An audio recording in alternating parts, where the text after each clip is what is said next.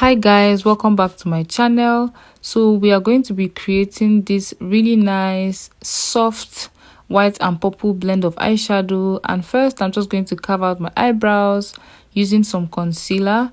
And after I'm done carving out my eyebrows, I'm just going to pat down that concealer before I go on in with my eyeshadow base from P. Louise. I'm sorry if this method of filming videos, like filming in portrait mode, doesn't work for you. I'm really enjoying using it and I feel like my lighting works better this way, but if you like it or you prefer the landscape mode, let me know in the comments.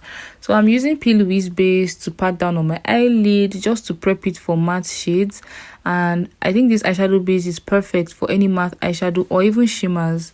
Next, I'm going in with some clear tape and I'm just going to place it in such a way that will be flattering to my eye shape, because I want to make sure that when I'm done and I peel it off, I'll have this nice flattering winged looking shape.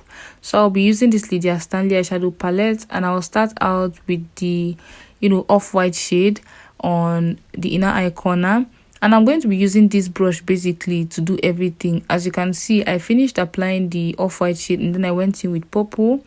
And if I want to blend both the purple and the white, I'm just going to mix them a little bit, little purple, little white, and then it gives me that really nice transition between the two. And for the winged part, I'm using this precise brush to apply some of that very dark blue eyeshadow shade, and it's just going to give me this nice sharp winged effect. Afterwards, I'm going to apply some mascara to my lashes, and I'm not applying any liner because I want this look to just give me that really nice, young, youthful look.